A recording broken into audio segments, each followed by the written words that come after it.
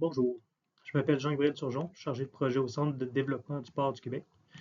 Dans cette capsule, je vais vous présenter les résultats d'un projet réalisé en 2021 portant sur l'amélioration du bien-être animal en production porcine par l'adoption d'une stratégie de contrôle d'ambiance basée sur l'utilisation d'un indice de confort. Ce projet a été réalisé par la collaboration de 4 centres de recherche. Parmi l'équipe de réalisation, mentionnons Stéphane Godbout et Dayla Larios de l'IRDA, Sébastien Fournel de l'Université Laval, Alain Rousseau de l'INRS, Sébastien Turcotte, Patrick Gagnon et Francis Pouillat du CDPQ. Je mentionne également Rémi Quirion, étudiant à la maîtrise en génie agroalimentaire, qui, sous la supervision de Sébastien Fournel, a réalisé son projet de maîtrise sur la suite du présent projet en 2023. Dans cette présentation, je vais commencer par mettre en contexte le projet. Je reviendrai sur quelques éléments de la littérature, vous présenterai les objectifs initiaux du projet, vous décrirez la méthodologie et le dispositif expérimental utilisé, puis je vous présenterai quelques résultats et en discuterai, pour enfin conclure avec quelques généralités du projet.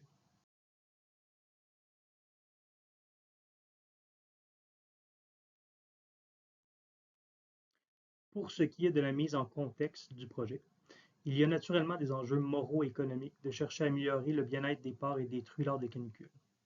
D'autant plus qu'avec le réchauffement climatique, il est attendu à ce que les épisodes caniculaires soient de plus en plus fréquents et intenses dans les prochaines années.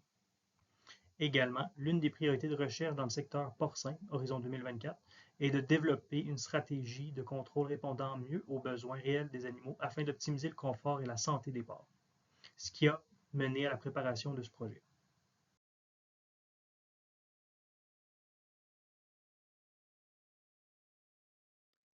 Il faut garder à l'esprit que les travaux sur l'amélioration des techniques de contrôle d'ambiance dans les salles d'élevage, c'est un processus continu. Dans le cadre du présent projet, on s'est inspiré de plusieurs études antérieures, notamment des travaux de Baker et de McFarlane en 2004, qui ont proposé le concept de température effective pour les porcs. Dans leur article, ils proposaient différents coefficients d'ajustement de la température ressentie par les porcs selon les paramètres environnementaux. En 2004 également, Fialo et collaborateurs ont développé un modèle théorique d'échange d'énergie entre les porcs et leur environnement.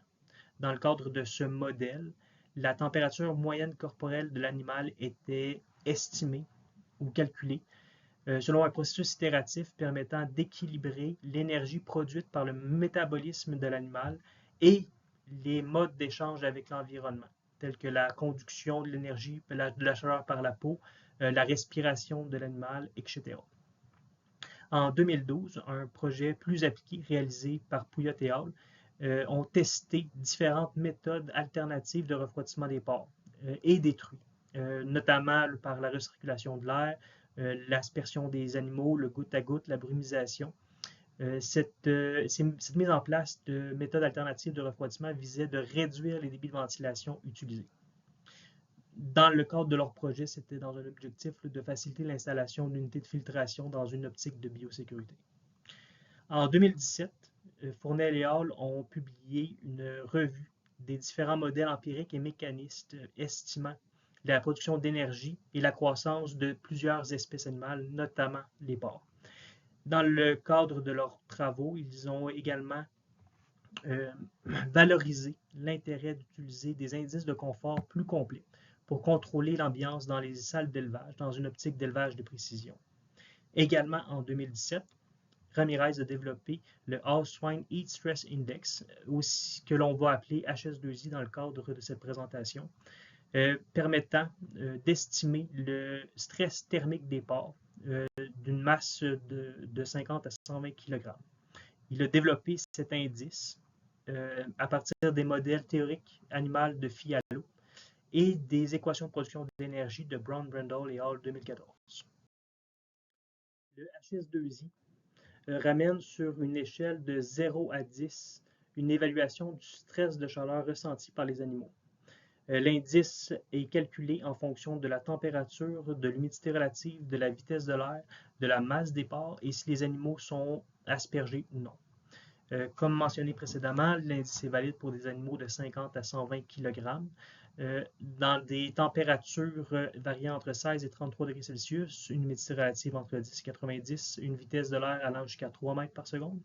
Et dans le fond, le paramètre d'aspersion considère l'utilisation d'une aspersion à basse pression qui va mouiller jusqu'à 30% de la peau des animaux.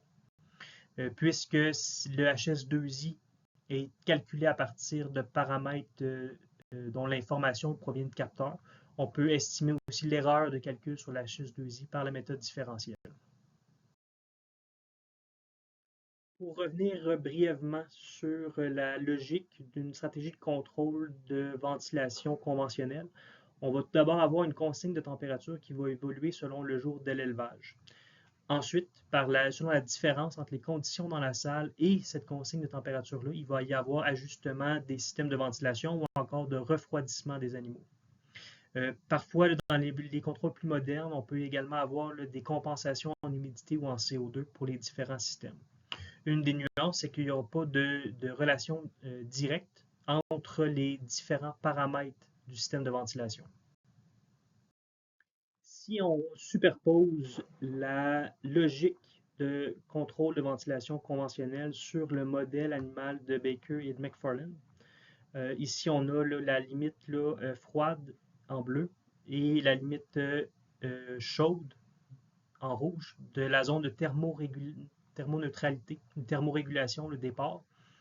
Dans le fond, on va viser, dans le fond, avec la ventilation puis la recirculation, de maintenir cette zone, selon la vitesse de l'air ressentie par les pores, à un niveau intermédiaire, dans le fond, dans la zone de thermoneutralité. Une fois qu'on va dépasser, dans le fond, la capacité de refroidissement de la recirculation puis de la ventilation, de la vitesse d'air qui va être créée au niveau des animaux, puis à ce moment-là, la température ressentie par les pores va devoir augmenter avant qu'on puisse activer le système d'aspersion. Puis à ce moment-là, dans le fond, quand le système d'aspersion va être activé, on va tomber au bas de la zone de thermoneutralité. Les animaux vont avoir, dans le fond, alors les animaux ont en quelque sorte chaud avant d'avoir plus froid. Puis si on démarrait plus tôt l'aspersion, on risquerait que les animaux tombent sous la zone de thermoneutralité, puis qu'il y ait froid en fait. Une autre façon de le visualiser, dans le fond, c'est par ratio de la zone de confort. Alors, pour les différents animaux, on va commencer là, à avoir justement selon la température ambiante, si on superpose la logique de ventilation, on va être à peu près au tiers de la zone de confort. Puis après ça, dans le fond, on va devoir augmenter dans la zone de confort avant de pouvoir activer le système d'aspersion. Puis au moment où le système d'aspersion est activé, bien, à ce moment-là, on va tomber au bas de la zone de confort.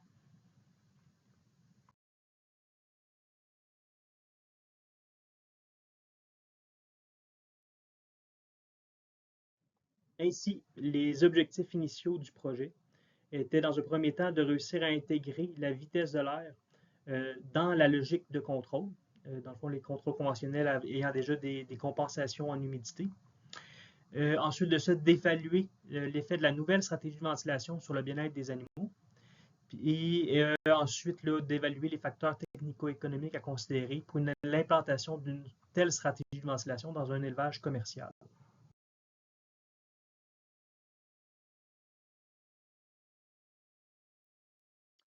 Dans le but d'intégrer la vitesse de l'air à la logique de contrôle, on s'est inspiré du HS2I, de l'indice HS2I de Ramirez, ciblant un indice de confort de 2,5, de sorte que, en considérant l'erreur sur les lectures, l'interprétation des capteurs, on reste dans la zone de confort des animaux.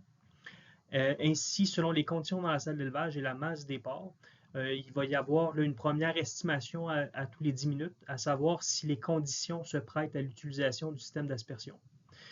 Auquel cas, l'information est transmise à la logique, dans le fond, le visant à ajuster la vitesse de l'air puis le débit de ventilation pour tenir compte que les animaux sont mouillés puis qu'il y a un surplus d'eau à évacuer de la salle.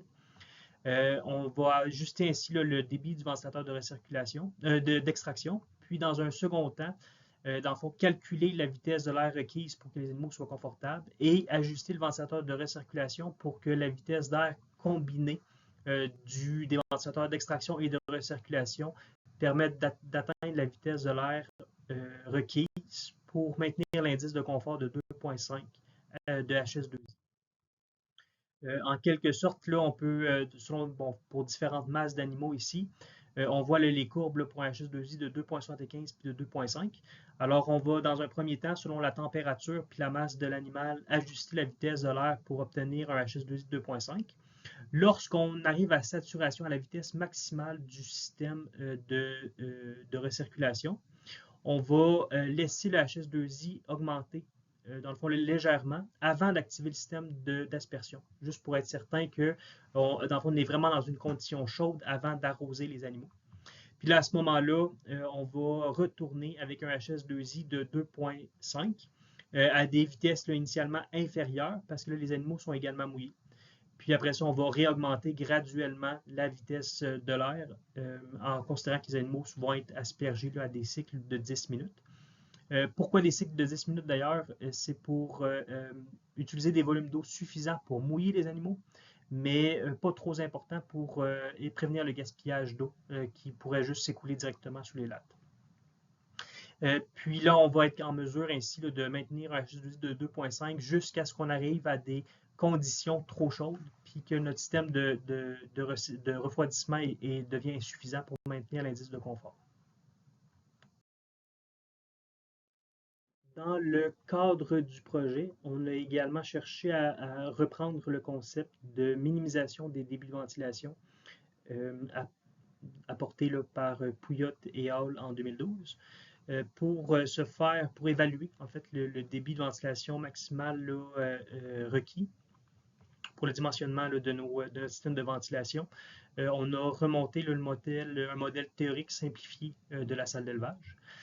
Dans le cadre de ce modèle, dans le fond, les conditions de température, les consignes de température et d'humidité vont être établies non seulement en fonction de la masse des porcs, mais également selon un différentiel par rapport aux conditions à l'entrée.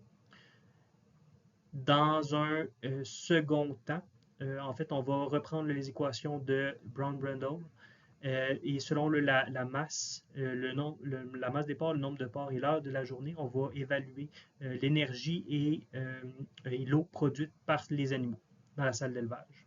On va également prendre en compte l'eau qui va être évaporée sur le plancher. Et dans le fond, là, si on arrive à des conditions où est-ce que là, il va y avoir activation du système d'aspersion selon le HS2I qui est ciblé, dans le fond, là, à ce moment-là, le débit d'eau qui va être également être évacué par le système d'aspersion. Puis ensuite de ça aussi, là, selon les conditions, là, dans le fond, là, à l'entrée, ben, en fait, si par exemple, là, dans le fond, il y a un échange thermique par les murs, ben, là, ça va être également considéré dans le calcul des débits de ventilation requis.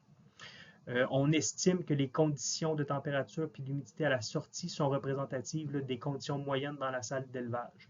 Et également dans le contexte là, de la boucle de logique de contrôle en confort, si les conditions dans la salle d'élevage sont supérieures en fait aux conditions cibles, il va y avoir pondération du débit pour justement pour augmenter le débit de ventilation puis être capable de s'approcher le plus possible là, des conditions ciblées.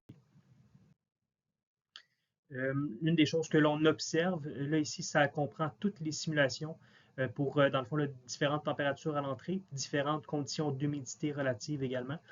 Puis là, pour simuler là, pour des besoins là, de débit de ventilation pour des groupes de 14 porcs dont la masse varierait de 45 à 115 kg. Ici, on observe, dans le fond, en bleu, ça c'est des points où est-ce que la ventilation est en contrôle d'humidité. Puis en jaune là, pour des contrôles en température. Alors, on observe qu'un débit de 45 CFM par porc est de façon générale suffisant pour être capable de contrôler l'humidité. Dans certains contextes, dans le fond, on va tomber en contrôle de température. C'est plus facile de compenser, par exemple, par le système de refroidissement, alors en augmentant la vitesse de l'air, par exemple. Alors, en limitant notre débit de ventilation à environ 50 CFM, on devrait être capable, du moins par temps caniculaire, de conserver des conditions raisonnables dans la salle d'élevage. La phase d'essai de la stratégie de contrôle en confort a été réalisée dans les salles expérimentales au DC102 de l'IRDA. Ce sont de mini-salles d'élevage qui permettent de simuler les conditions d'élevage à l'échelle du parc, d'une capacité de 14 porcs par salle. Les salles 1 et 3 ont été utilisées dans le contexte du projet et en alternance des stratégies de contrôle en température conventionnelle et des stratégies de contrôle en confort. Les salles disposent d'une salle de conditionnement d'air qui permettait aux semaines 3, 6 et 9 de simuler des conditions caniculaires, même si les conditions extérieures ne correspondaient pas à des conditions caniculaires. Alors, on avait des unités de chauffage, des aérothermes pour le chauffage, sans émissions de CO2. Puis on avait également un humidificateur pour ajuster l'humidité relative à l'entrée pour avoir minimum 70% d'humidité relative de jour, puis 50% d'humidité relative lorsqu'il faisait plus de 30 degrés dans la salle d'élevage, à l'entrée de la salle d'élevage.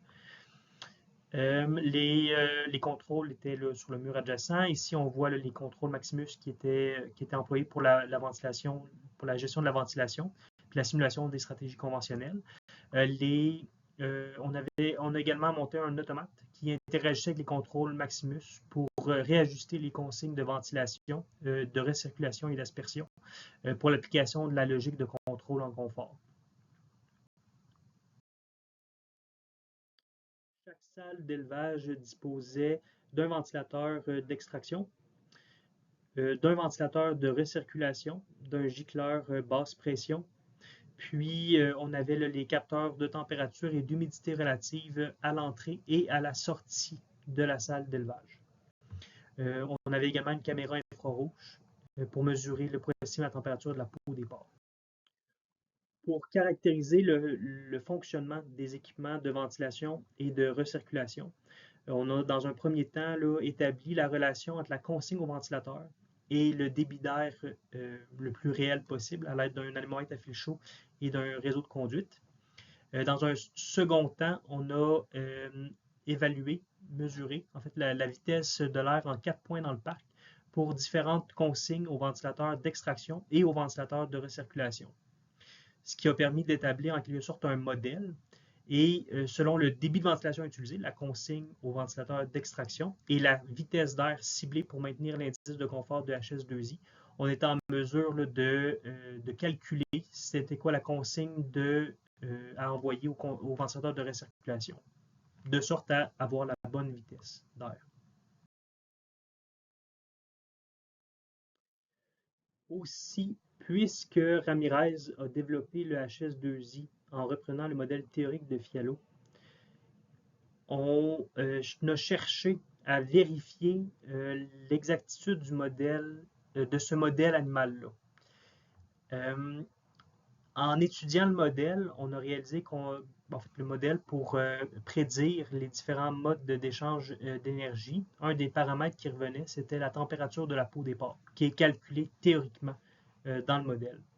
Et ça, c'est dans le fond, c'est une mesure qu'on peut aller chercher avec, par exemple, de la thermographie infrarouge. Ainsi, on a cherché à comparer en fait la mesure, l'interprétation des thermographes avec la température théorique prédite par le modèle de Fialo pour les différentes conditions d'élevage qu'on allait obtenir. Pour ce faire, on a besoin de justement les différentes conditions dans la salle d'élevage et également l'énergie qui est produite par les animaux à un moment donné. Par la suite, on peut utiliser ces informations-là, itérer sur le modèle animal, puis prédire une température théorique des animaux pour ces conditions d'élevage-là. Pour estimer la production d'énergie par les porcs requise par le modèle de Fialo, on a réutilisé le modèle simplifié de la salle d'élevage présenté plus tôt. Puis en utilisant ces équations-là, dans le fond, on pouvait calculer le débit d'eau produit dans la salle et l'énergie produite dans la salle selon les variations de conditions dans la salle d'élevage et les débits de ventilation utilisés dans des intervalles de temps de notre acquisition de données. Dans les intervalles de temps de notre acquisition de données. Pour ce qui est de l'estimation de la température de la peau des porcs par l'interprétation des thermographes, On cherchait à identifier la température moyenne la plus probable des animaux. Le thermographe allait chercher les informations de température pour l'environnement et pour les animaux. Toutefois, le facteur d'émissivité, le coefficient d'émissivité de la caméra était ajusté pour la peau des porcs. Alors, on était en mesure, dans un premier temps, d'identifier la température intermédiaire entre l'environnement et les animaux. Puis après ça, dans un deuxième temps, on cherchait à identifier la température la plus probable. Sur les figures ici à droite, dans le fond, on a segmenté en différentes couleurs, en bleu pour l'environnement. Ensuite de ça, ici en orange, on avait les 2 degrés Celsius les plus probables de la température moyenne de la peau des porcs. Après ça, en jaune, on avait les températures inférieures aux 2 degrés les plus probables, mais supérieures à la température intermédiaire. Puis après ça, en rouge, les zones où la température était supérieure à la zone de 2 degrés Celsius les plus probables. Ça vous donne une idée de la méthode qui a été utilisée pour retrouver une estimation de la température de la peau des porcs à l'intervalle de 30 secondes.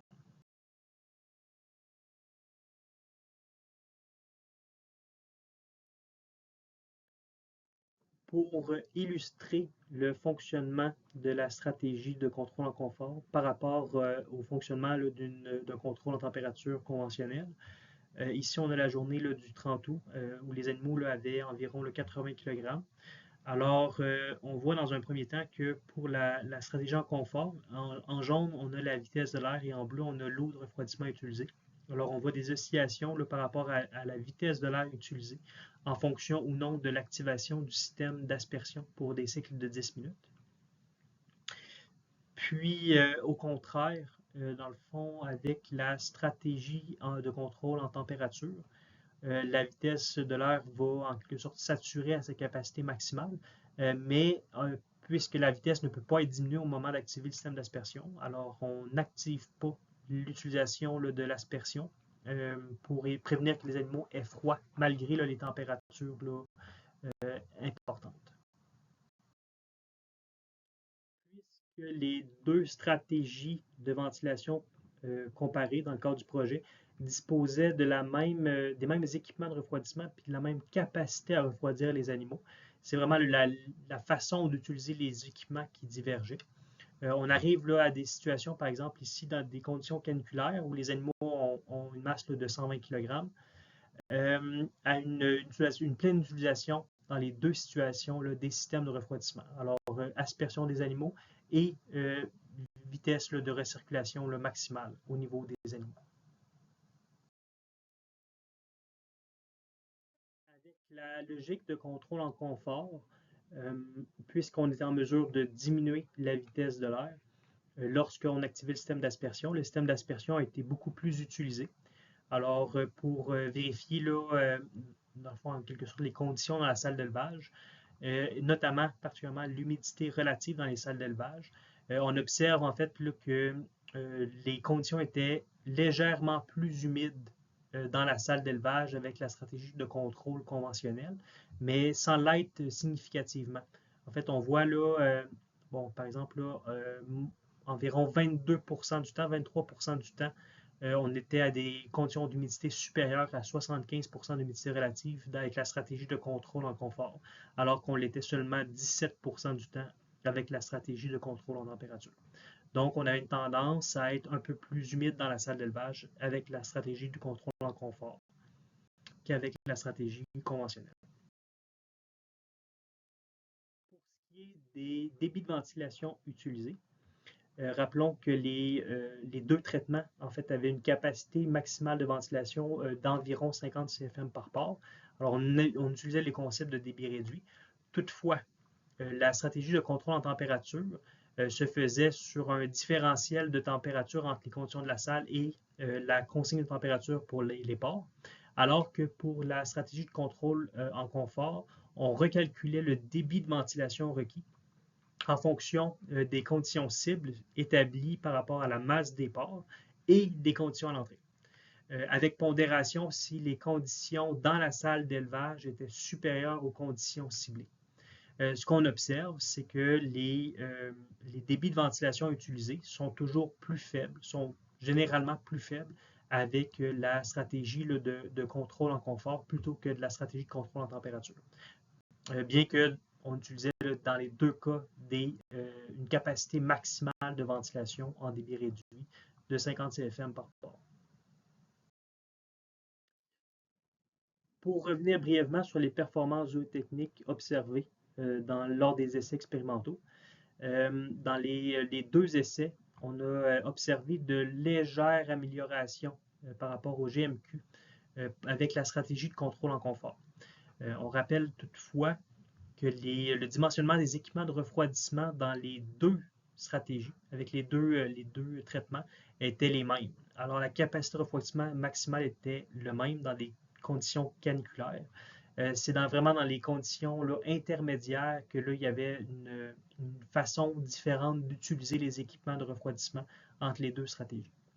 Il faut également mentionner qu'on a utilisé beaucoup plus d'eau en aspersion pour la stratégie là, de contrôle en confort qu'avec la stratégie de contrôle en température, mais qu'à l'échelle dans le fond, du lot expérimental, l'utilisation moyenne d'eau des ports, en incluant l'abreuvement et l'aspersion, était relativement les mêmes, dans le fond, pour les deux traitements. Pour ce qui a trait à la vérification du modèle animal de Fialo, en se référant là, aux températures de peau interprétées par les thermographes et théoriques, calculées à partir des conditions d'ambiance et de l'énergie produite par les animaux, on arrive à une bonne corrélation sans être parfaite, ce qui nous invite à partager l'opinion de Fialo que que son modèle est valide, mais que les coefficients qu'il utilise, qui datent parfois d'expériences réalisées dans les années 70-80, pourraient là, être révisés. Pour ce qui est de discuter brièvement du potentiel de l'utilisation de stratégies de contrôle en confort à l'échelle commerciale, on pense que le projet d'introduction réalisé dans le présent projet a démontré la faisabilité d'utiliser une stratégie de contrôle en confort.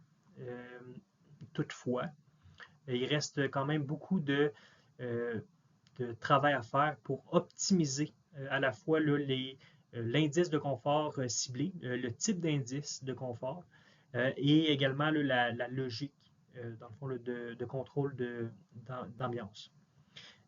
On a également là, observé que les stratégies de contrôle conventionnelles, en fait,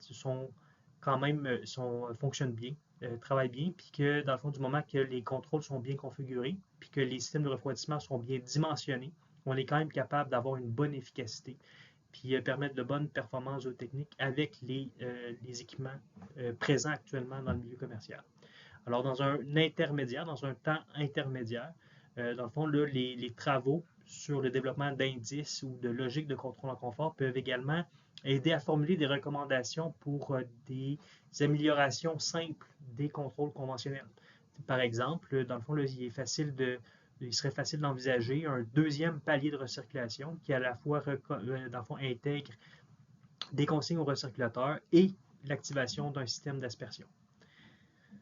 Plutôt que dans le fond, là, que de devoir retarder l'activation du système d'aspersion parce que c'est impossible de réduire la vitesse d'air aux nouveaux animaux au moment de l'activation de ce système de refroidissement-là par aspersion. Ces travaux-là peuvent également là, amener dans le fond, là, une amélioration des bâtiments d'élevage, tant sur dans le fond, le dimensionnement et le choix des équipements de contrôle ambiance pour le contrôle de la ventilation et de refroidissement des animaux. Et si les concepts là, de réduction des débits sont employés à l'échelle commerciale, on peut également envisager la facilité d'utiliser des systèmes de conditionnement d'air, que ce soit de refroidissement ou encore de filtration d'air à l'entrée et encore de traitement d'air à la sortie. Par exemple, l'emploi de laveurs d'air. Si le débit de ventilation est réduit de moitié, en fait, ces équipements-là également vont être réduits de moitié.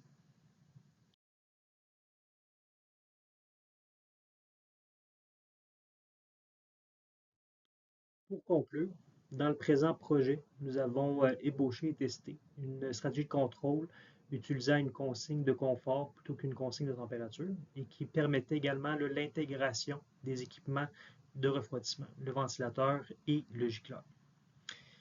Dans le cadre du projet, on utilisait un indice cible de confort de 2,5, mais ce serait intéressant de vérifier la plage de HS2I qui permet de maximiser la performance des ports et également d'optimiser la stratégie d'aspersion. On a quand même utilisé beaucoup d'eau, alors ce serait intéressant de minimiser les volumes d'aspersion utilisés. On a également observé que le modèle de FIALO est un outil qui semble très intéressant pour définir théoriquement des indices de confort. Mais dans une phase ultérieure, ce serait intéressant de vérifier si ça vaut la peine de réviser les différents coefficients qui sont employés, de sorte à améliorer la précision de ce modèle-là.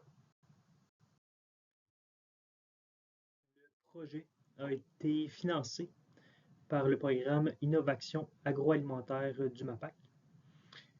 Et je tiens également à remercier les différents partenaires qui ont collaboré à la réalisation du projet, l'IRDA, l'Université Laval, le CDPQ, l'INRS et Maximus.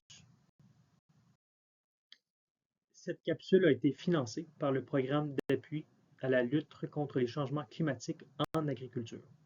Je remercie les différents collaborateurs pour leur contribution à cette initiative et je vous remercie de votre attention.